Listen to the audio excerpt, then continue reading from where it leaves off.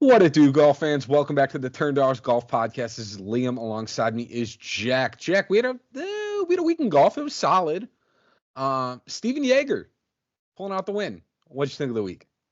What a random PGA Tour season we're having. We've talked about it every single week, basically, except for when Scotty wins. I I don't know what's going on with Steven Yeager, but he goes like this, then he hits a wall, and then he comes back up, and then he hits the wall. And I know we bet him a ton last year and profited on him. So congratulations to him. The Turd Dogs Golf Podcast fully supports him getting his shine after he's given us much money last year. Crazy to think Scotty Scheffler still won his third or better bet. I didn't think that was going to happen. But it was fun. It was nice to see. I think for the casual viewer, I'm still going to watch regardless, but the casual viewer having a number one player in the world and Scotty Scheffler chasing is always going to be good, but B, a competitive golf tournament, especially on a holiday. There's a lot of things going on that day between March Madness, Easter, golf, MLB, all these other things that are going on. Having a competitive tournament helps for casual golfers and casual fans too. So it was awesome. Thomas Dietrich, where the heck are you when we bet on you? Let's just put it out there.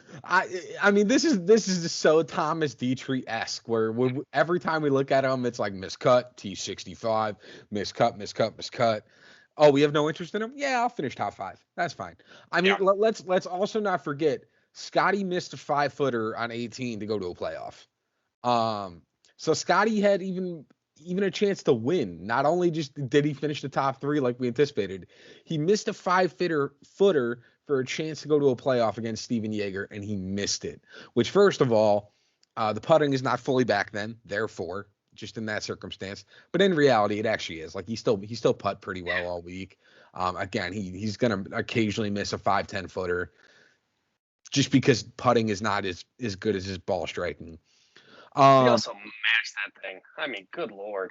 Yeah, I'm going to be honest. I'm incredibly disappointed that Steven Yeager won, because I had Keith Mitchell all over the place. And I feel like when people look at Steven Yeager and Keith Mitchell, they have a lot of very similar setup properties, things they're good at, however you want to determine it. When you look at Steven Yeager as a golfer and Keith Mitchell as a golfer, there are a lot of overlapping similarities. Fashion, baby. When cashmere wearing, visor stunt. No. Yeah, I mean, Keith Mitchell, I'm sure, has the victory in the fashion department. But again, they both crush the crap out of the ball. They're very streaky putters, and they both have very good iron play. So it just sucks I picked the wrong one. That's kind of the theme of my week. I felt like this week at the Cadence. Anything else stand out to you in terms of either big names that missed the cut or surprises that you didn't really anticipate? I think it was a pretty well-rounded tournament. Obviously, wasn't the field that we're expecting. Now we're expecting, obviously, this field this week is really good. But Tony Finau obviously showed up, which was really, really good to see. You had Akshay who showed up, which is really good to see. You had Siwoo Kim who would show up. You had Gary Woodland, good for him. Very nice to see him back in the column over there. Sahith, fine week. Kitayama, fine week. I mean, there were guys like that now being a non-star studded field, that we had to look for those guys. And Wyndham Clark obviously dealt with an injury the whole week and grinded it through, so it was nice to see. It was just a good overall week. I mean, there's no highs and lows for me. It was just really nice to see, a guy like Scotty chasing, especially on Saturday. My goodness. Yeah, I think Akshay will be an interesting one. I think it'll be interesting this week too. Akshay doesn't have an invite to the Masters yet. So if there's anybody that's really trying to push these next, this past week in Houston, this week still in Texas, I think Akshay could be one that could stand out for me as far as I mean, he's not gonna sit there and just lay on his sword and accept defeat. So yeah, and I do have to say, and I'm so happy to say this, because last time at this week we were saying Ricky Fowler. I mean, you cannot. Ricky's at the Masters, baby. Life is good. Now he's back. Yeah, next week we'll get a ton of Ricky, which is nice. We're gonna get Ricky. I'm so happy for him. I don't know if Akshay is the guy, like how we would talk about Ricky last year in terms of like the guy that's chasing that invite. It's a shame that Ian Poulter, if you don't know, is not invited. I think he's one of those guys that should be invited. You Yeah. can have your toss-ups and all the live guys, but Oh, Taylor Gooch. Come on. Taylor Gooch should have made the invite. yeah. Okay. So, I mean, the reality is, I guess the Masters is going to have an asterisk too. It's just Taylor Gooch wasn't in there. Iowa LSU, that game's going to have an asterisk because Taylor Gooch wasn't playing. Like, and for anybody, University of Iowa LSU is on right over here. So if you catch me staring it this way, I'm not missing this game for the world. 22 GOAT. Yeah, there you go. All right. Well, that kind of sticks out to me. I'll mention Zalatoris. He didn't really play that great. He snuck on the cut line and played the weekend, but again, nothing flashy there. I'm okay with that. Again, if he's making cuts, I don't expect him to win. I don't know if this was the course that necessarily fit him perfectly anyways. So I'm just happy to see him made cut there. Jack, how about we go through some DraftKings lineups and some FanDuel lineups? Let's do that. I also want to address, I probably look like a dope and we never talked about it. I tried my hand at kickboxing. So my face, my knuckles are all busted up. I'm dying. But you should see the other guy. You know, you put up a nice 1-2. He got the Mike Tyson experience. Let's be honest, there's some 8-year-olds that would just totally snap me in half, and I'm okay with that. But DraftKings and FanDuel dominated. I kind of not dominated, but I won money in both 50-50s and single entries, which I'm always going to take. Penny of profits, good for me. DraftKings lineup in FanDuel lineup may look a little bit different from what I'm about to mention, just because there are some withdrawals at the last minute. But DraftKings, I went 4 for 6 on made cut. Doug Gim and Jake Knapp were my two that missed. A little disappointed at Napper, but Moore T2, Hubbard and Clark T31, Kitayama T36. Moore helped me with those points because he was 7,600, so he jumped the gun on a lot of those. So I'll take that to the bank every day. Yeah, that's a good one. I went same thing, 4 for 6. I didn't cash, unfortunately, just because my placements were a little worse. Scotty T2, Johnny Vegas T36, Bud Cauley T45, Sam Stevens T57, and then Jason Day was a tough miscut right on the number, and same with Keith Mitchell. So happens. Yeah, and then my FanDuel did even better, 5 for 6. We had Scotty T2, Taylor Moore T2, Wyndham Clark T31, Kurt Kitayama T36, Sam Ryder T64, and then Cole Hammer was a missed cut. There you go. On the number.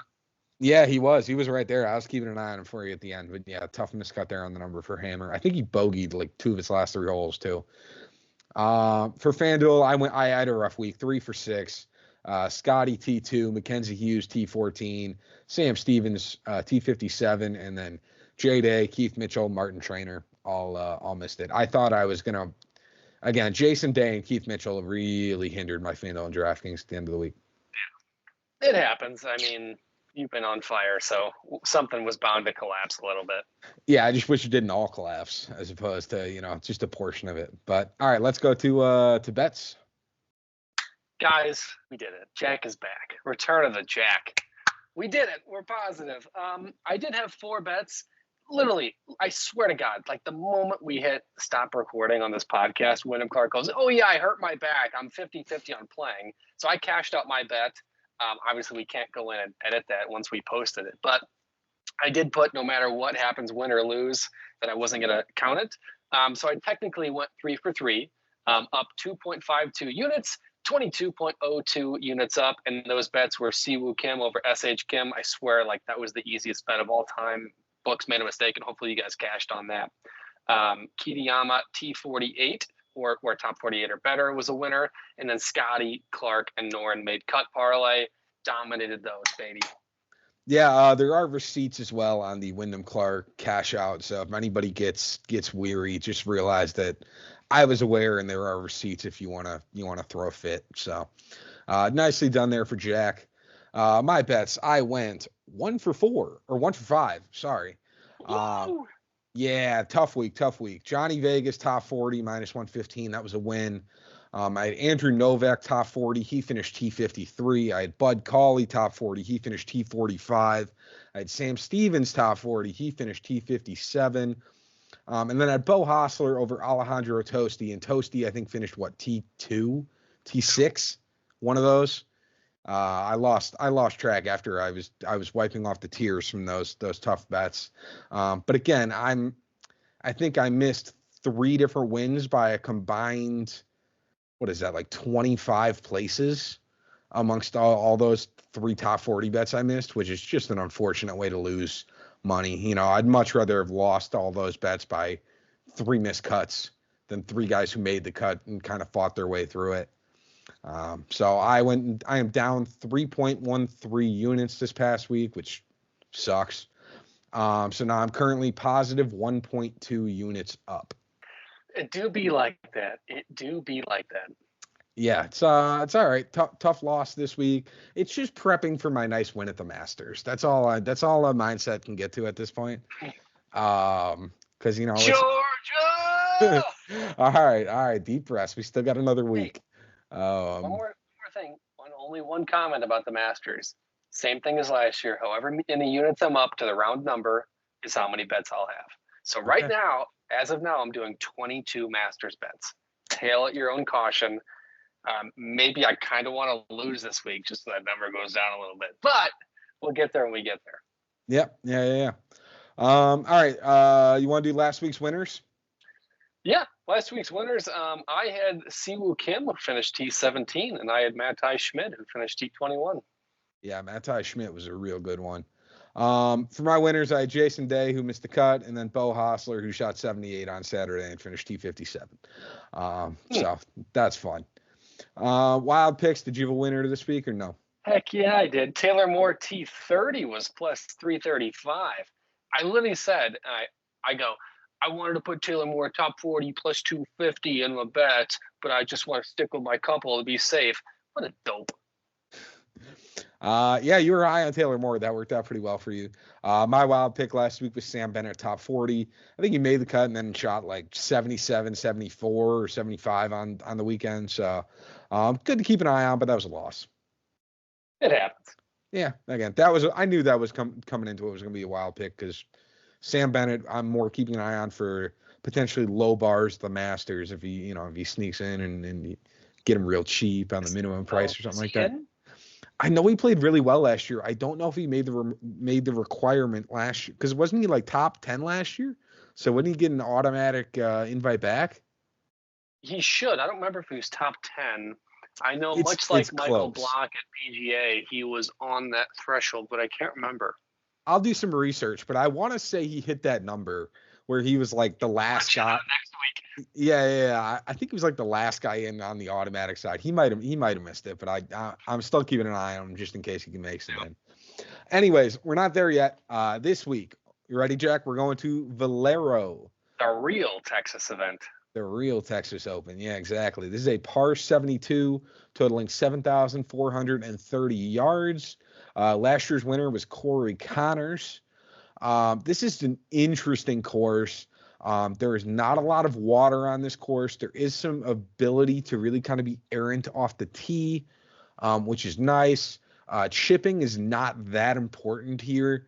Approach play with a streaky putter is really kind of what a lot of people are going to rely on. It's nice if you hit the ball a little farther too. That's not really a bad issue.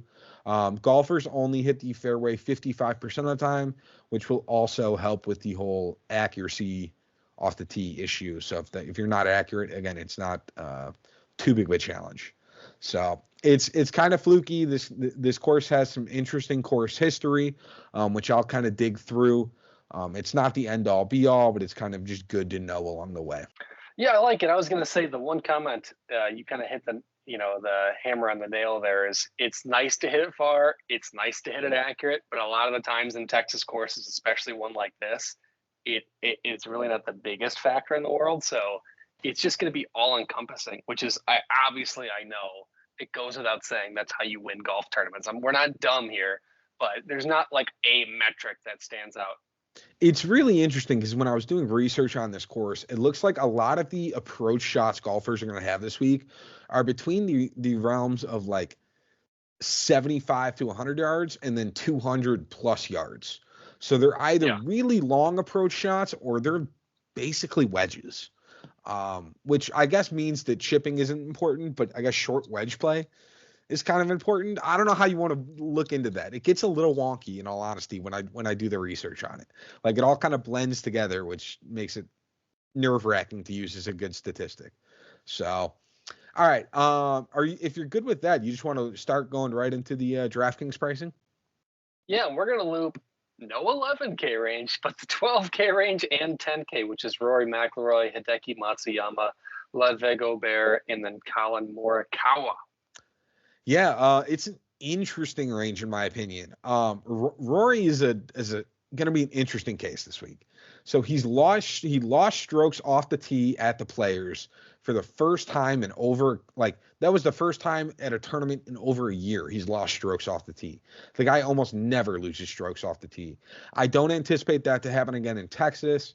But he's also lost in 3 of his last 5 tournaments on his approach play, which I think is much more notable.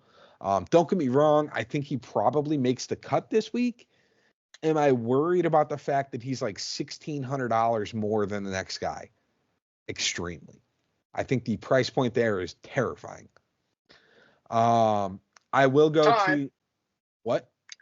Did you just say, and I quote, I feel okay about Rory McIlroy making the cut?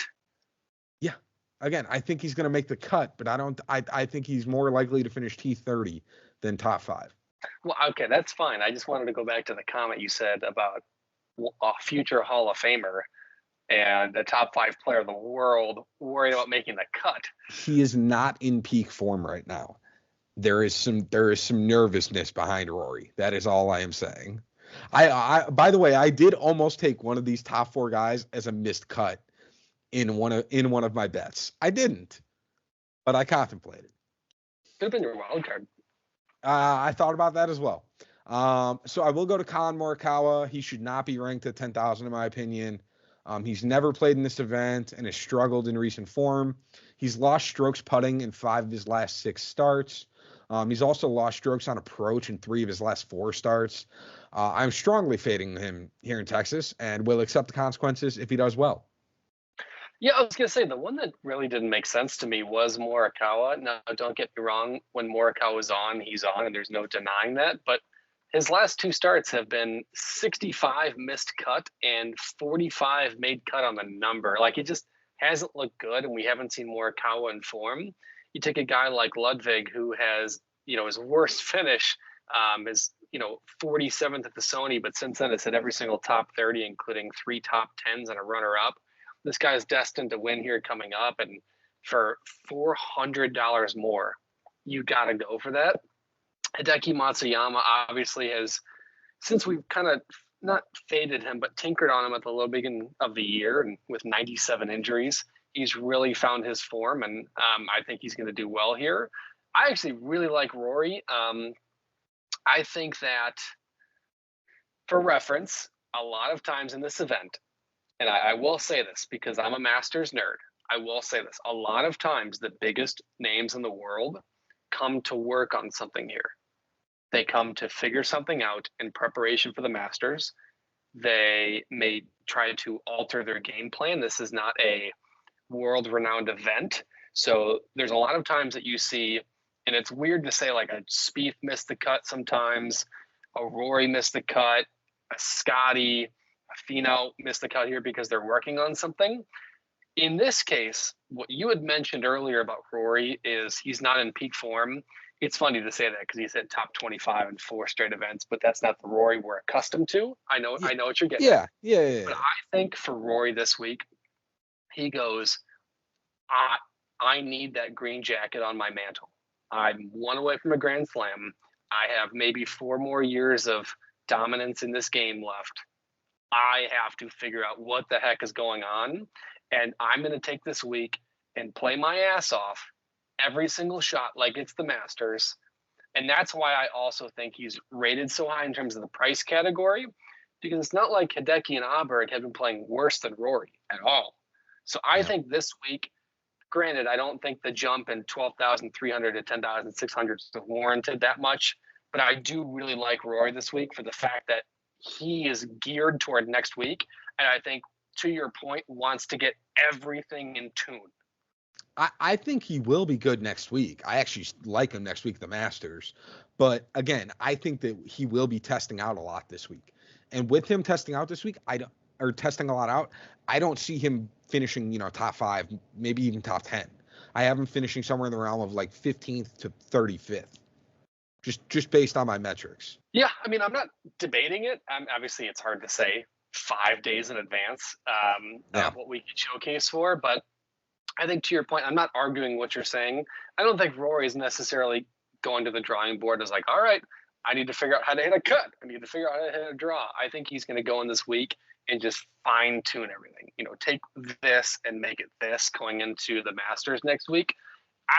I wouldn't be surprised if he goes out and wins by 6. Now, I'm not saying he will, but I would not be surprised if he goes out and does it because that's the Rory McIlroy we grew up with. I give that almost zero likelihood. That is not going to happen. Okay, well, the odds that he wins by 6 is obviously like I don't think he's winning in general, but okay. I said could, not would. I know. All right, Hideki at 10-6. I think he actually used a pretty good number here. His ball striking has gone nuclear since he won at Riviera. He's gained at least three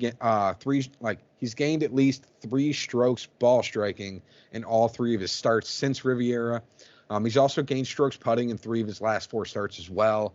And the last time he did that, he finished basically top 20 for each of the next 5 weeks. So Hideki's in good form. I'm quite happy to get to him or Aberg, I think, in this 10K range. Yeah, if I were to go top 3, I'm not even considering Morikawa. If he does well, good for him. I'm not even considering him. I think he's 4 on your model, 4 on my model in this category. Yep, absolutely. I go Rory, Aberg, Matsuyama, and I'm doing that only based on prospect of what they can do. I'm completely in this category right now, ignoring price, because this is like the only event that I think you can actually make a really good lineup with anybody you choose here. I think this has like a really actual kind of a deep field in terms of what the pricing looks like. So for the first time ever, I'm actually ignoring price completely. I think if all these guys play B+ level golf, Rory McIlroy, Ludwig Aberg, Matsuyama. But that level that I just did here is literally like here. Like it's going to be, like 3rd, 6th, 11th. Like I think those guys are going to dominate. If you take price out of it, I go Ludwig, Rory, Hideki. I'm not mad at it. Yeah. I almost put Rory 3rd, but I think Rory will probably do a little better than Hideki. All right, into the 9K range we go. We got Max Homa at 9,900. There's only about 6 of them. Fitzpatrick 9,700, Spieth 9,500, Corey Connors 9,400, Tommy Fleetwood 9,200, and Benny On at 9,000. Yeah, so first and foremost, it'd be very unencompassing of us to not speak on Corey Connors right away, who is a 2-time champion of this event in the last couple of years. He's looked good. He's not looked great. No, I say that again. He just finished like top 15 at the Players and top 20 at API, I think. But we're talking about a guy that has elite ball striking. 9,400 for a guy that's tuning his way up and back-to-back top 20 finishes at 9,400. It's ridiculous. So I think, for me, I love him. I know what you're going to say, and much like it may be a little bit of a trap. But I think in this case, he hasn't had his top 10 yet. He hasn't had his big break. We haven't seen him competing for a leaderboard. I think this is one of the events he goes, all right, I'm comfortable here. I know what I need to do. I've game planned this I think he's played like 6 straight of these. Yep. I've won 2 of the last 3. I know what I need to do. I know where I need to hit it.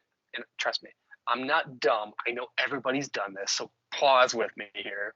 But I think for 9,400, now I'm back into factoring price, that's not bad for the guy that's won 2 of the last 3 years at this event. Yeah, again, Corey Connors is one of the best ball strikers on tour.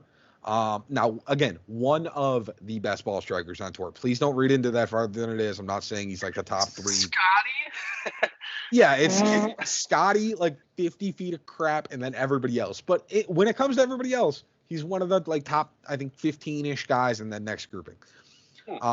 Which, again, top 16 on tour, I'd call you one of the better ball strikers on tour still. The issue is not his ball striking. It's his putter. It has not been really good. But as you said, he played well at the Masters. He actually gained 2.4 strokes putting that week. So it's there. And I think there's anywhere he could play well, it's here in Texas. But again, it's so nerve-wracking for me to rely on Corey Connors, because when you expect Corey Connors to do well, he is well documented to disappoint you. It is when you expect nothing of Corey Connors when he actually does something. He only has 2 wins on PGA Tour, by the way. They're both here. He's only won twice on tour, and they're both here at Valero. What? Yeah, exactly. Now, I don't know if that accounts for like match plays and things like that, but I'm talking like full field PGA Tour events. He has 2 wins. They're both here. And so it's terrifying. Now, he's either 50% of me says he's finishing top 10. The other 50% of me says he's not even making the cut. And because of that, I'm avoiding him, but I understand that everybody that wants to get to him. Yeah, that is to that point as well. Specifically, if you're going to play in the everyday, like I'm going to just throw this in the $10 single entry with every single Joe Schmo, Mo, and Poe, you are going to see like 80% Corey Connors. So yeah, probably in the realm of like 45 to 50% is a realistic number you'll see of him in lineups. Everybody's going to see he's won here in the past. Everybody will see he's a great ball striker at a ball striker's course, and they'll get to him here. Yeah. Another guy I'll mention is Jordan Spieth. Now, he's lost strokes on ball striking in each of the last 5 starts. That is not very Jordan Spieth-like. But he's in the home state of Texas, and there's no expectations on him, which, again, he kind of falls in that same category of Corey Connors. When there's no expectations on him, Jordan Spieth knows how to find it. And if there's anywhere he's going to find it, it's in the home state of Texas. So, or Kiowa. Or Kiowa. Yeah, I guess in Hawaii as well. That's another option. So I don't hate the Jordan Spieth option. In all honesty, my favorite option in this 9K range is probably Benny On. He's gained strokes putting in 6 of his last 8 starts.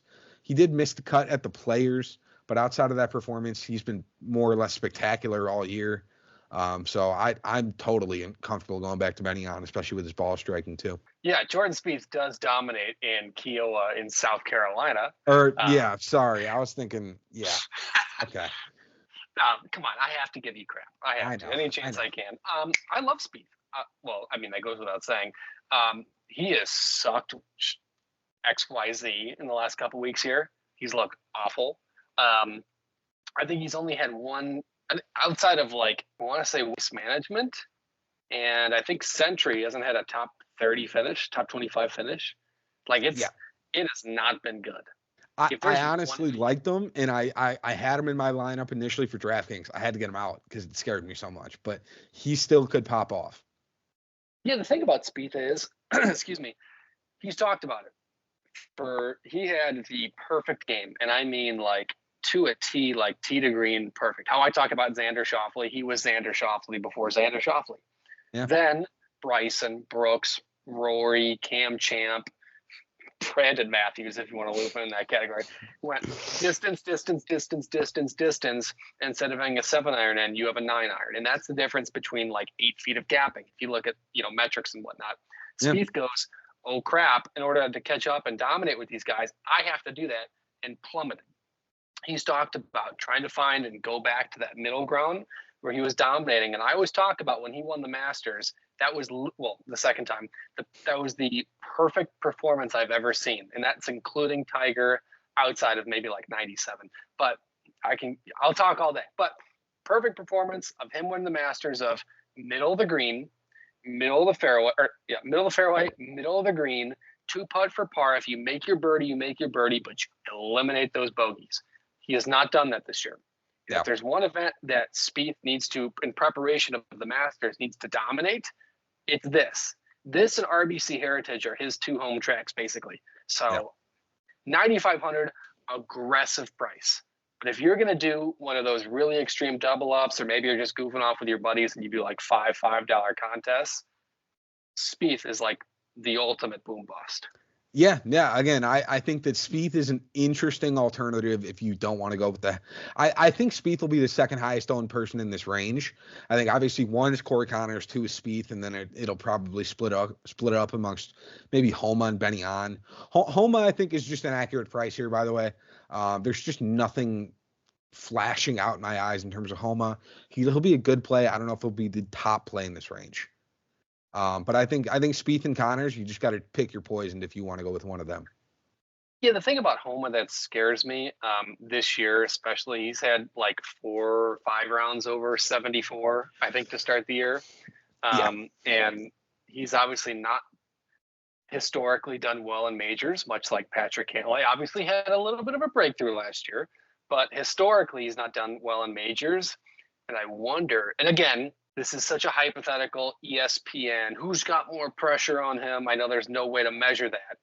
But one thing for me that I take a look at, and I'm like 9,900 for a guy like this, that I think he knows he sucks at majors. I think Yeah. it eats at him a little bit, especially the competitor that he is. So he may put pressure on himself. And if you put pressure on yourself in golf, you're done. Yeah. I agree. So again, Homa's not my first choice in that 9K range. I think he's just an option more than anything else, and not the worst option. I'll say that. So, Yeah. do you have a top three in this range, or you just want to go straight to the 8K range? I'll go top three. And again, I base everything off like B plus level golf because obviously if you take their A plus, it's very easy. If you take their F, it's very easy. Yeah. I think for me in this range, obviously Corey Connors is number one. Excuse me. Losing my voice now too. I think Homa and Spieth are 2A and 2B. You can interchange those both based on that B plus. Because if we talk about Spieth and B plus, that's like a 15th place finish. And Homa, it's the same thing. So I think we're looking at when they're on, it's top 20. And if they're off, it's right on that cut line. I don't think either of them are going to miss the cut here, honestly. Yeah, no, that's fair. Again, Corey Connors, I think, has the most upside. He also has the most downside, so I'll put him at 1. I'm gonna put Benny on at 2, and then probably Spieth at 3. Um, just based on those numbers for me. I don't hate it. Yeah. All right, into the 8K range we go, starting with Billy Horschel at 8,900. Didn't think we'd say that this year. Yeah, 8,900 for Billy seems high, but he's been playing solid, so I get it. But that's a high number for him. All the way down to Ricky Fowler, who we talked about earlier, for 8,000.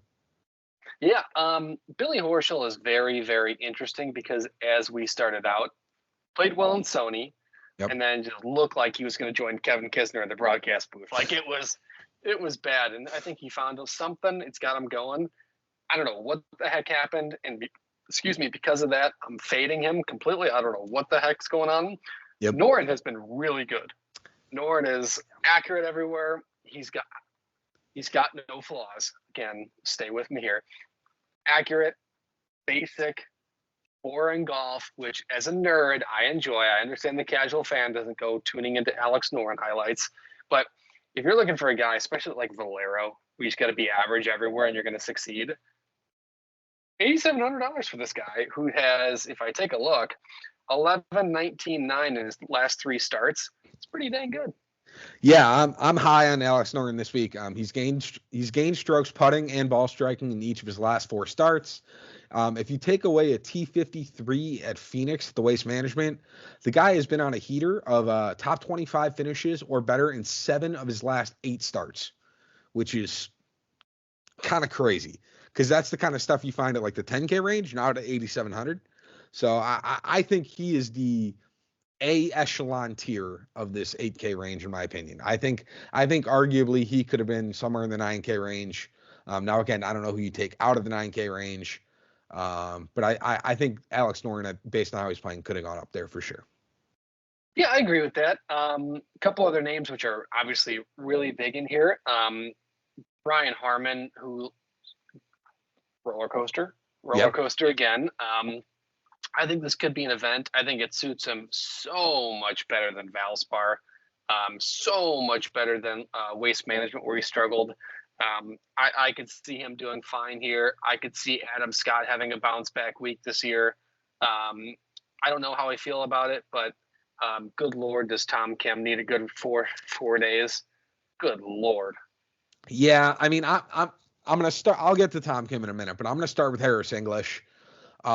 He again, he was an injury challenge or an injury question kind of in the beginning of the year. The guy has played pretty good. He's got 6 top 20, or sorry, he had T21 in at the API. So he's got 6 top 21s in 8 starts this year. Now again, he wasn't great at the Farmers and the Pebble Beach Pro-Am, but for a guy whose biggest challenge was the injury concern, he's basically getting you a made cut and a good chance for a top 40. That's kind of what I'm catching on here with Harris English. So if you want more of the, hey, I'm going to be a safety valve, make a cut, and finish somewhere in the realm of 20 to 40, Harris English is a good option there. Tom Kim is needing a good week. I agree. He has lost strokes on approach and putting in each of his last 3 starts. It's a question of whether we're getting 2023, Tom the tank engine, or 2024 Tom the toy train. Which Tom Kim are you getting? Probably the one that's been bad so far in 2024. I'm going to be honest. I don't see it turning around this week. And I am just not really high on him here.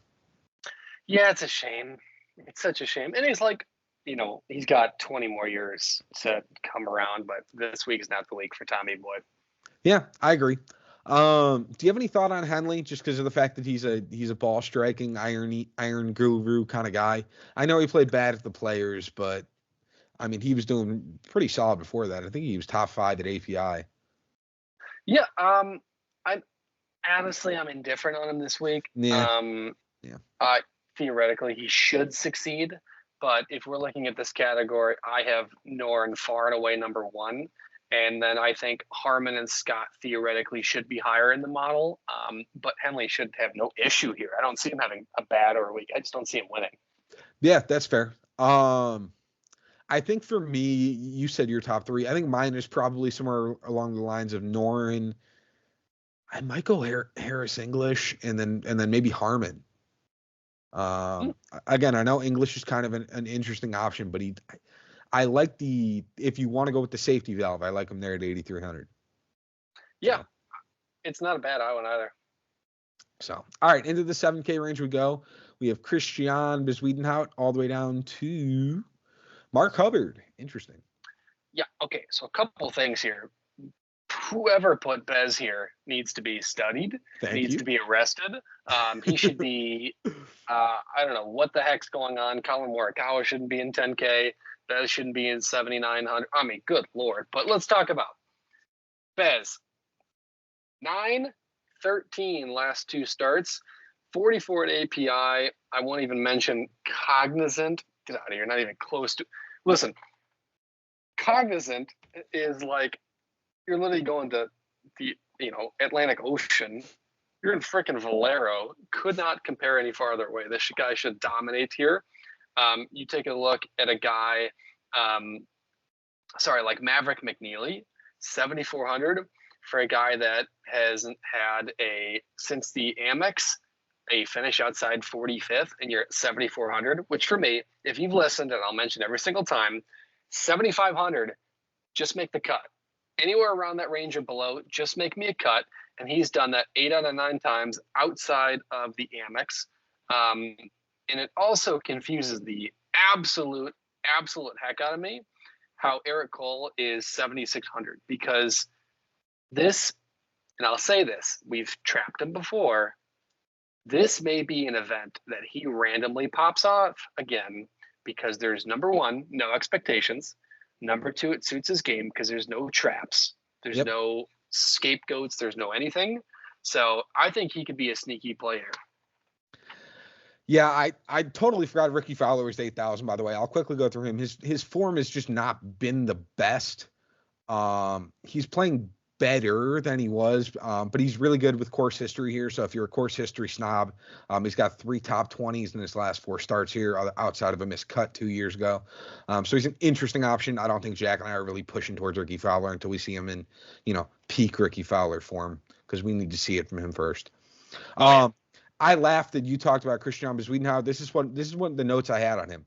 Has gained strokes on approach and putting in 9 of his last 10 starts. This feels like a gross misprice in a weak field. And I am here for Bez this week and do not appreciate the slander to his name. That is word for word what I wrote down on Christian Bezuidenhout, which is hilarious that you basically said the same thing. Some of the other guys. Is he in this range? Lucas Glover is an interesting one for me this week. Now, I know what you're going to say, but he's actually gained strokes putting in each of his last 6 starts. The last time he gained strokes, like 6 straight weeks of strokes gained putting, he won 2 of those weeks in a row. That was when he went back to back last year. So that was the last time his putter was doing this good. He did change around his putter a little bit. I think like 8 or 9 weeks ago, he changed the weight of his putter. I'm not getting into those full semantics. I just see a guy now that has all of a sudden figured out how to hit his putter again. And the last time he did that, he won. If that doesn't change your thought process, he does have pretty good course history here. 45th, T18, 4th place, and then T14. So he's made each of his last 4 cuts here as well. It's not a flashy play, but at 7,300, I think you'd be quite content with a made cut and probably like a T40. Would you disagree with that one, Jack? No, again, 7,500 or around that range or lower. As long as you make me a cut, I am content and happy, man. Yeah, that's fair. So no, I do think that the glove is going to be is an interesting choice this week. The last guy I'll mention in this range is Mark Hubbard. It's interesting. He hasn't missed a cut since the Sony Open. Now, if you look at his finishes, you might hurl a little bit because they're not pretty. I mean, you are looking at like a T50. This is very like I think if you ate a gas station hot dog at lunch, don't go to Mark Hubbard's finishes. Well, and again, he's the kind of person where it's like I haven't eaten in 4 days. I'm kind of hungry. It's gonna be edible. It'll get the job done, but it's not gonna be a gourmet 5-star meal. It's if he's your 5th or your 6th option, Hubbard's a great choice. Again, $7K, you're probably getting a made cut there. Yeah, he's done fine. He's gonna make the cut. Let's just be real. He's gonna make it. Yeah, I mean that's all it is for you. It's just made cut express right here. So that's that. It's not exciting. It's not crazy, but it's interesting. Hey, what do you think about Maverick Neely? I mean, his putter's better. His iron play though is still streaky. I've noticed now. Not now that I've seen it in more action. It's an interesting choice. So what do you think of Mav? Well, I already talked about him. I think he's going to be really good this week. I think he's solid. He's a stick, and he's going to do fine. Why did I thought you said Mitchell, not Mav? No, not Mitchell. Okay. All right. Never mind. I'm struggling. All right. I'm cool with the 7K range. Dig to the 6K range. Let's do it. It is the Gim Reaper, Doug Gim, all the way down to at the bottom, Grayson Sigg, Georgia Bulldog. Ooh, Grayson Sigg. There you go. That kid. Now I gotta find him, but I want to say he's in here. Yeah, 6,700. Matt Kuchar. He is going to be a popular pick from people this week. He's missed 4 of his last 5 starts on tour this year. He's missed a cut on them, and he's also missed a cut on 6 of his last 8 starts. If you want to go back even farther, his approach play is basically failing him right now, and he's lost strokes in all 8 of those starts. The only saving grace he has, and the reason why I think people will get to him so much at this course, is his course history. T3, T2, T12, T7, T51. I normally I would fall for that. I don't care right now because his form is so bad. I don't think the recent form can salvage. It's just as simple as that for me. So again, I am going to avoid him. One guy I will talk about is 6,500 Andrew Novak. I'm going to go back to the well on him. Again, he didn't play awful last week. He just played meh, and he's still 6,500. He's made 5 of his last 6 cuts. He also finished 9th here, and that was his first ever top 10 on tour, which is crazy, but it's kind of awesome too. His approach play has been borderline spectacular during the 6-week stretch as well, where he's made 5 or 6 cuts. So yeah, I don't hate it. There's 2 guys in this category that I really like. Ryo Hisasune, baby. ooh, Again, okay, talk about him. Average everywhere. What is this course service? Average yeah. everywhere. Yeah. 6,600 for this guy. He's going to be, I would say, in the next 3 years, will probably break into the top 45, 50 of the OWGR. He is really good. I think he's like 21 years old. So for everybody that's like, oh my God, I've heard this Rio guy's a freaking stick. So pump the brakes a little bit. He's not Ludwig Gobert. He's not all these guys that are coming up. He will get there. I really like him this week. I also really like Matty Schmidt at 6,300. Yeah, I can't find him. Yeah, Matty Schmidt. Or Matty, sorry. You may look and you might go 6 for 12. on cuts, 57 on the fantasy points per game, with an average of basically over 70, which is not great. And go, Jack, what the heck are you talking about? Puerto Rico Open, 10th. Players, 28th. Valspar, 17. Last week, he finished 21st. I don't know if he switched from lefty to righty. I don't know if he switched from German to East, Sweden. I don't know what the heck he did. He found something, and I'm going to ride the hot hand, especially at 6,300. It is crazy not to. I really like those guys, and if there's any course that it's serving two guys that do average in pretty much everywhere, Matai hits a little bit farther, obviously, but it's those two guys, and I'm going to ride that. No, I knew what you were going for. Again, I actually had Matai Schmidt information here. I was like, if you start the season at the Puerto Rico Open, the guy's 4 for 4 with 4 top 26s. It's an interesting observation. That's all I'm saying. So no, I think he's not the worst option. It's very interesting because but Bud Cauley's right above him at 6,400, who I don't hate either.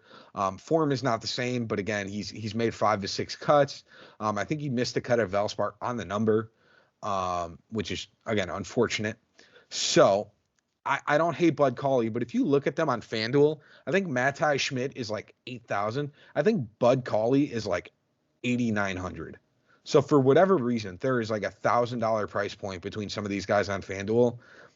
You just got to go through and find the one that makes the most sense. I think Bud Cauley is more expensive on FanDuel than Mark Hubbard, which is crazy to me.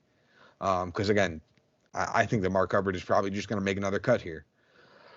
All right. Anybody else stick out to you in the 6K range, or are we cruising along to the 5Ks? I would just be very careful of Alejandro Tosti. Yeah, we all saw how he performed last week, and I think he's either going to be very popular in the casuals that say, "Ooh, Alejandro Tosti, low price," or it's going to be, "Good Lord, is he going to have an early trip home?" Yeah, which is fair. Yeah, again, I am not relying on the likes of Alejandro Tosti to win me anything this week. I bet against him last week, and I would do the same thing all over again if I had the chance. So, all right, into the 5K range we go. We've got Eric Barnes, Goddard, Higo, a couple other guys at 5,900, all the way down to the minimum price of, gosh, who is this? Joseph Sullivan. Yes, your local H&R rep. No, I'm just kidding. Okay, Shout out to you. I was like, hey, I was like, maybe you know him from the Euro Tour. Oh, I could have said Kisner. He's also the minimum price. Damn it. Don't pick Kisner. Don't be dumb. Everybody take a pause. All right, but Eric Barnes, let's talk about him really quick. Yeah. Outside of Valspar, dude has had every single 5 finishes inside the top 60. Runner up at Puerto Rico, 17th last week. For under 6K, you're telling me the guy's 5 for 6 on cuts, has 2 top 20s and a runner up. I'm not getting anybody in this range inside my lineup. I'm just prefacing that really quick. If there was going to be one guy, well, there's 3 guys I would do. Let me just preface that. Number 1, it's Eric Barnes. Number 2, what? I'm surprised you started with him. Okay, continue. No, I was just saying because I was just talking about him. There's no order here. Okay. Jorge Campillo, because he's boring everywhere. And obviously number 3, hometown. Well, at least hometown for us, it is Nick Hardy. Oh, I thought you would have said Aaron Baddeley. Huh, I'm a little disappointed you didn't. I saw how you were for him, and I saved him for you. Oh, got it. Okay, yeah, he's made 6 of his last 8 cuts. Guy's great with his putter. He's also played pretty well here. He's finished T18, T30, and T16. So I like Baddeley at 5,900. Another guy I like a lot. We always like him on longer courses, Sam Stevens. I feel like we talk about him most weeks now. I'm not going to keep digging into Sam Stevens. There's nothing flashy. But if you go to courses over 7,400 yards, i.e. Valero, he's made each of his last 5 cuts.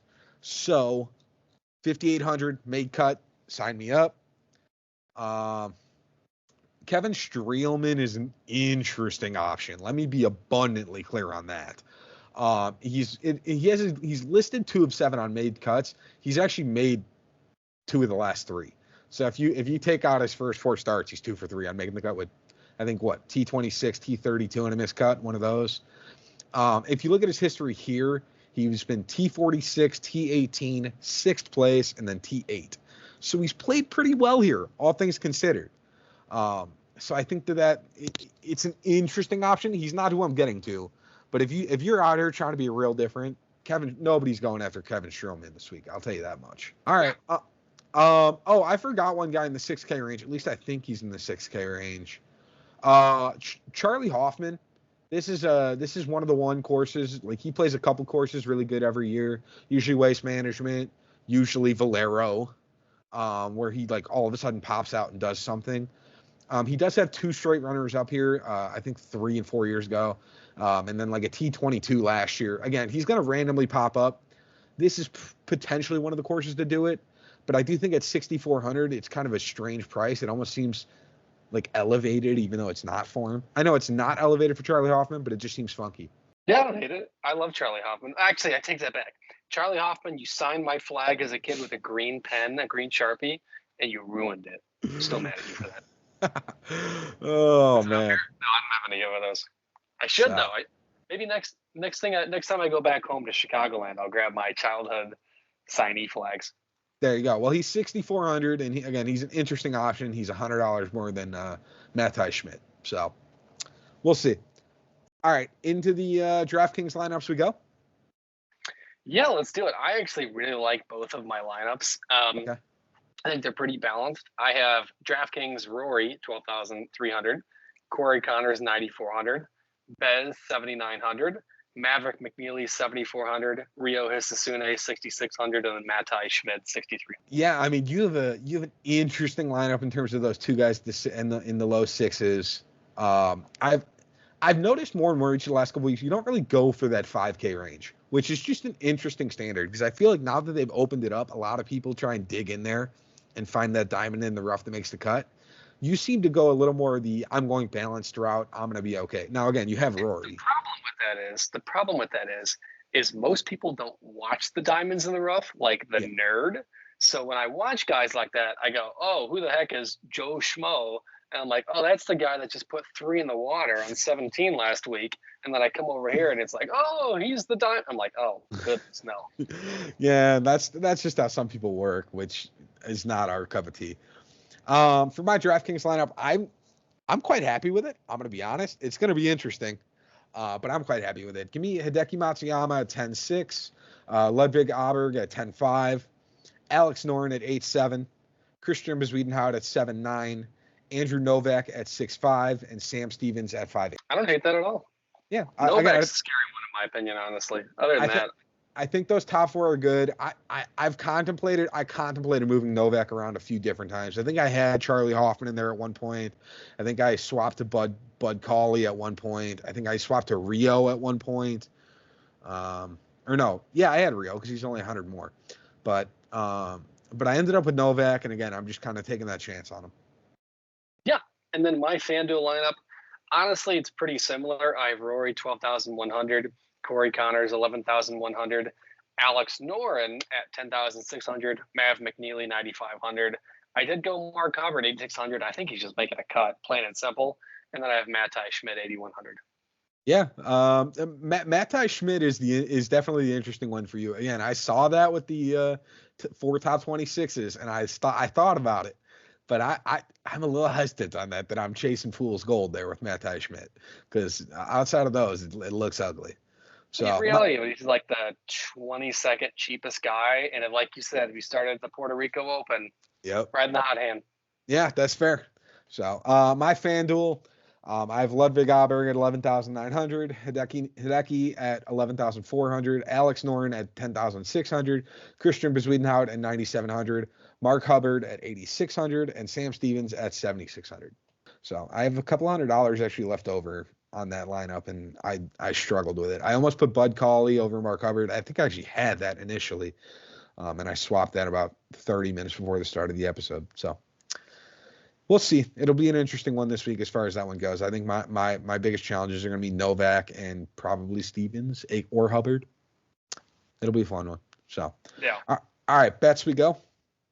Let's do it. I have 6 on the week, and I like all of them. Well, obviously, I wouldn't bet it if I didn't like it, but you're going to think these are all safe. But the odds on them, if you really listen to them, I don't know why they're this way. So I'm taking advantage of it and hoping that it's not just the biggest pothole in human history. Spieth, Homa, and Corey Connors made cut parlay. Corey Connors has 8 for 8 on cuts. Homa is, where is he on here? I think he's 8 for 9. Yeah, missed 1 cut at Waste Management. And then Spieth has obviously missed 2 cuts on the year, but I think this course will serve well for him. He's obviously performed well in the past. Plus 140. It's ridiculous. I mean, You talk about 3 household names. I'm taking that to the bank. Second, we have Rory McIlroy, Ludwig Aberg, and Alex Noren made cut parlay plus 103. We are literally sitting at a 100% made cut rate on a weaker field at plus money. Yeah, no, that's fair. Mind's blown. Next, we have Corey Connors top 40 at minus 165 and Max Homa top 40 at minus 165. Corey Connors has 2 wins in his last 3 starts here. And I think if I take a look at my notes, let me pull it back up. He has not ever finished outside the top 35 here in his career. So I like that. And then Max Homa obviously is looking for that magic right now. Weaker field. I really like those numbers. You take a look at Max Homa, and there's only 3 events he's finished outside the top 40 and 7.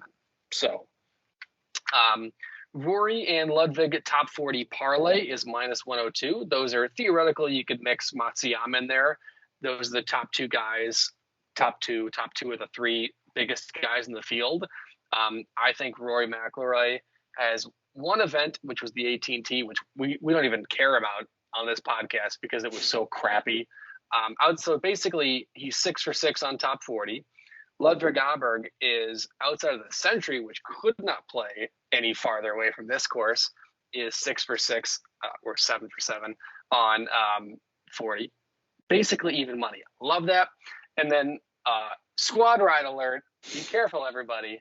Nikolai Hoyard over Thorbjorn Olesen. And it pains me because I love Thorbjorn, but Thorbjorn basically turns into like cottage cheese when he plays in the PGA Tour. And Hoyard has just been a lot more consistent over time. He's done well. Obviously, he has taken the pisser in the last couple weeks. Yep. So is Thorbjorn. So I never included this when we went over the rankings. Nikolai Hoyard going into Sunday at the Valero last year, I think was top 5. He shot like plus 4 on Sunday, and basically I think finished like T25, T30. I have a gut feeling that still probably would have beaten Thorbjorn based on how he's currently playing, just on recent form. Sorry, Thorbjorn. An interesting thing about Jack's bets. You have Homa in 2 different spots. You have Connors in 2 different spots. You have Rory in 2 different spots. You have Ludwig in 2 different spots. If any one of those 4 guys misses a cut, you basically lose 2 of your 6 bets. Yes. which again, those are good guys to have in terms of needing a cut, as opposed to I don't know, Zach Johnson or whoever the heck else is in this field. Zach Johnson. I mean, yeah, shot him out, but he's a little more risky. For my bets this week, I have 4 of them.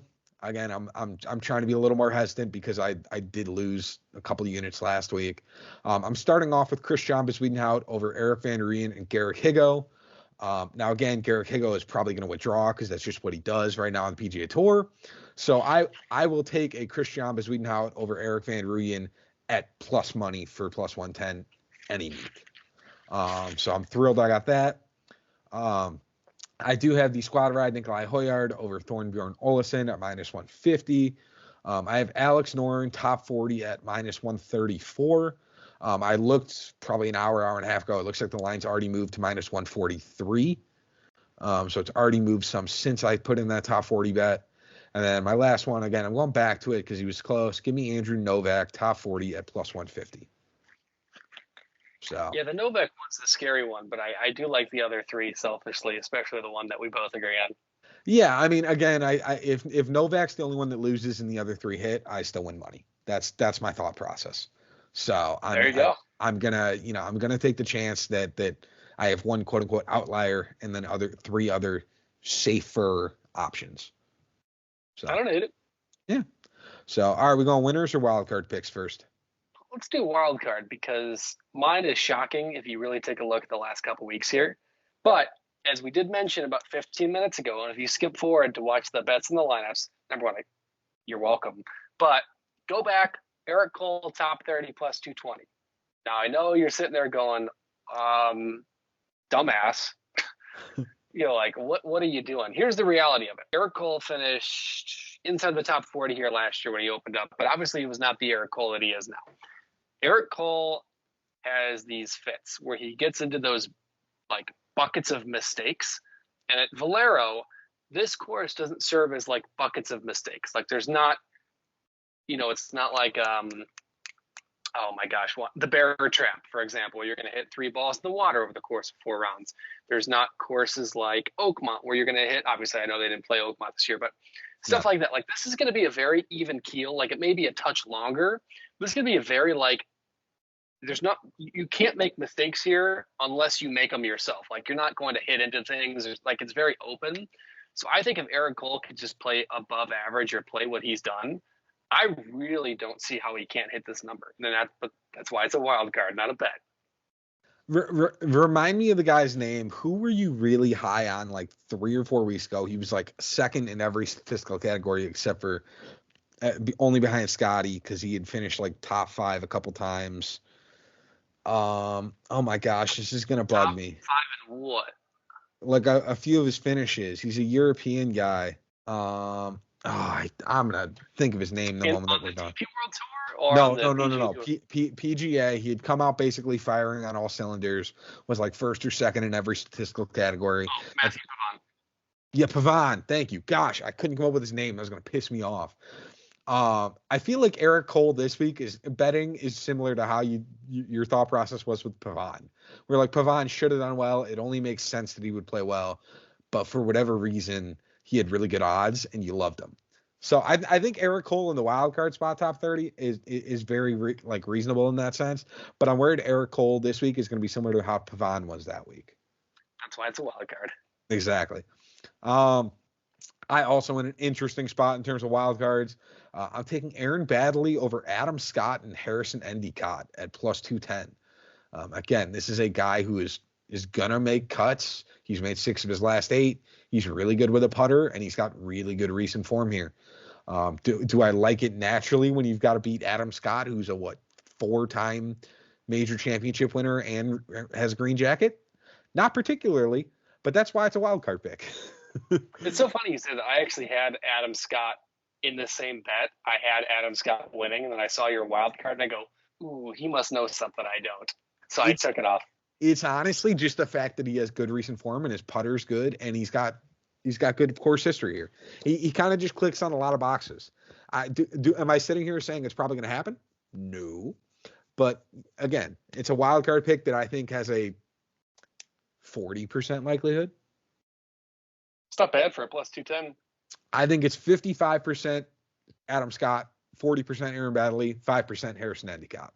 That's my percentage of who's going to win. Harrison Endicott wins this, good for you, my man. Well, and that's why I'm giving him 5% just for the benefit of the doubt. But in reality, I think that is an Aaron Baddeley versus Adam Scott week.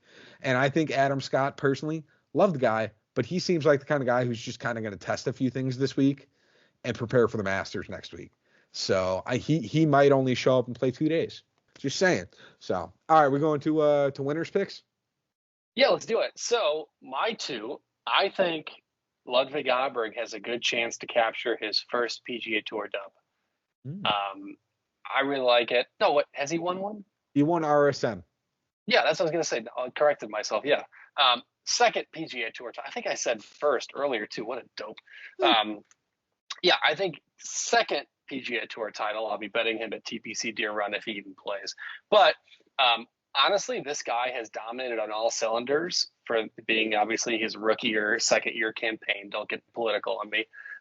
But this is an event. He hits the ball long. He's got monstrosity of ball striking ability. Putter and chipping, little bit cautious, little bit. I think that tweaks out on a course in Texas. That's obviously negated to a certain percentage factor. I really like Aberg, and that's why he's number 3 in the field. I think number 2 in my model.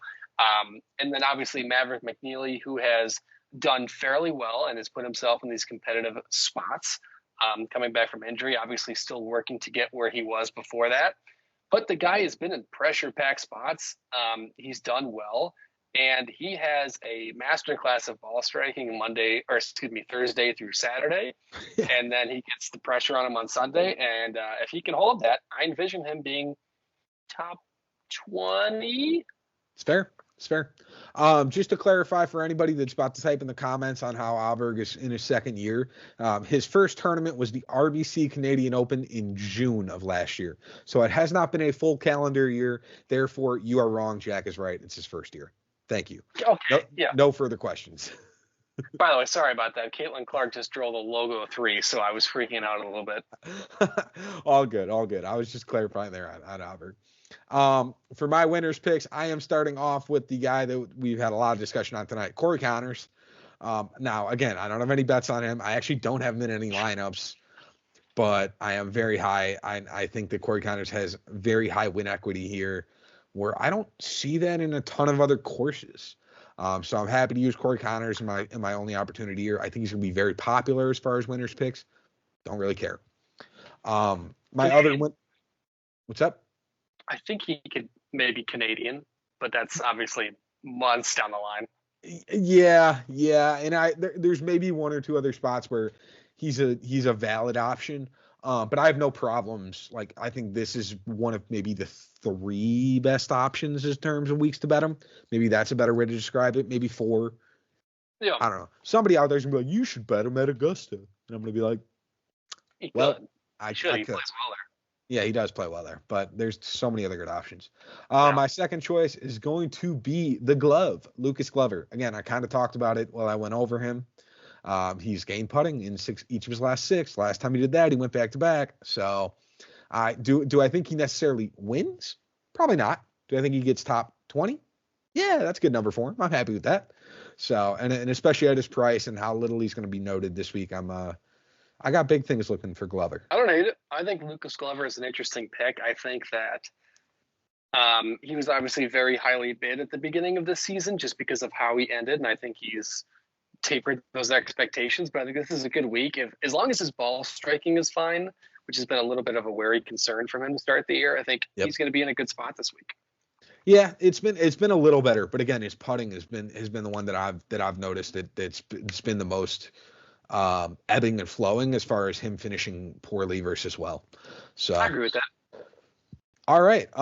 That is it for the Valero. Hey Jack, we got an interesting golf tournament going on next week that Yes, yeah, next week, yes. yes, next week it's going to be an interesting golf tournament going on. I don't know if you've heard of it. It's called the Masters. I guess it's played in Georgia. I don't know. You might just know a fact or two about it based on what I know about you. I love the Masters. It's my national holiday. Oh yeah. I'm gonna probably start off the podcast next week playing Georgia into the microphone, so you guys will probably hear the first 10 seconds, and then we will probably get. I'm sure we can. We might get it demonetized on YouTube, but I don't really care because it's worth playing for that episode, and hopefully people can appreciate the fact that we're gonna play it anyways. So all right, with this, that is the Valero Open. What happened? Something wrong? Yeah, turn off the music. What music? I genuinely don't know what you're talking about. Guys, we're not there at the Masters yet. We still got 10 days, 11 days.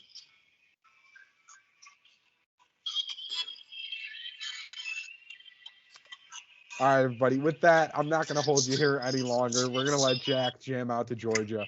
And we will see you next week at the Masters. Doses.